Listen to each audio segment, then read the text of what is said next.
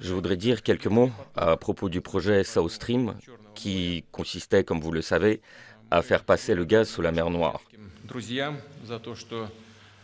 Nous sommes reconnaissants à nos amis turcs parce que la Turquie, malgré le fait qu'elle n'avait pas de profit immédiat à tirer de ce projet, a fourni à temps toutes les autorisations nécessaires à la construction de ce gazoduc dans sa zone économique exclusive. Cependant, la position de la Commission européenne ne facilite pas la réalisation du projet. En effet, compte tenu du fait que nous venons seulement de recevoir la permission des instances appropriées aux Pays-Bas et que nous n'avons toujours pas reçu la permission de la Bulgarie, pensons que de telles conditions ne permettent pas à la Russie de poursuivre la réalisation de ce projet.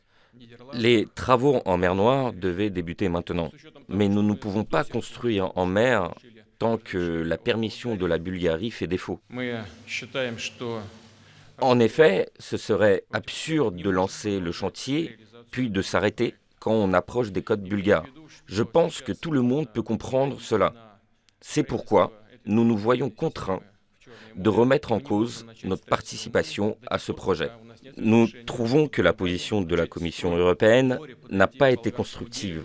La Commission ne s'est pas seulement abstenue de coopérer, nous voyons très bien qu'elle a fait obstacle à la réalisation du projet. Puisque l'Europe ne veut pas que ce projet aboutisse, il n'aboutira donc pas.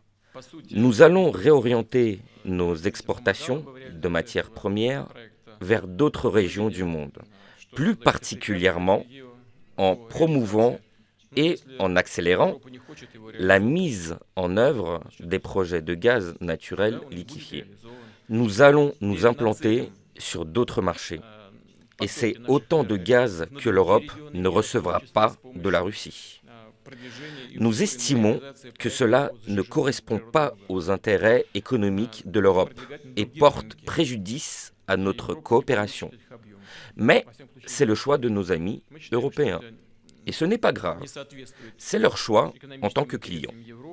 Vous comprenez bien que ce serait idiot de commencer à réaliser le projet maintenant, alors que nous n'avons toujours pas reçu la permission de construire dans la zone économique exclusive de la Bulgarie.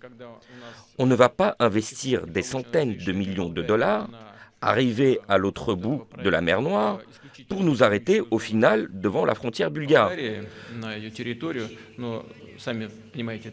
Je ne vois pas comment nos collègues peuvent imaginer ça. Nous allons donc arrêter le projet. La compagnie qui devait procéder à la construction serait prête à commencer aujourd'hui s'il le fallait. Hier déjà, elle était prête. Et, soit dit en passant, mes collègues bulgares m'avaient toujours dit qu'ils allaient mettre en œuvre South Stream, peu importe les circonstances, parce que c'était dans leur intérêt national. Mais malheureusement, ce n'est pas ce qui s'est passé. À défaut de pouvoir se comporter comme un État souverain, la Bulgarie devrait au moins exiger de la Commission européenne une compensation du manque à gagner.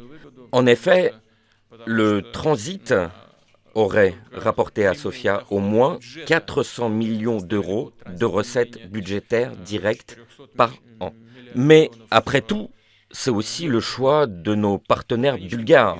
Ils ont visiblement certaines obligations à respecter. Cela ne nous regarde pas. C'est l'affaire de nos partenaires.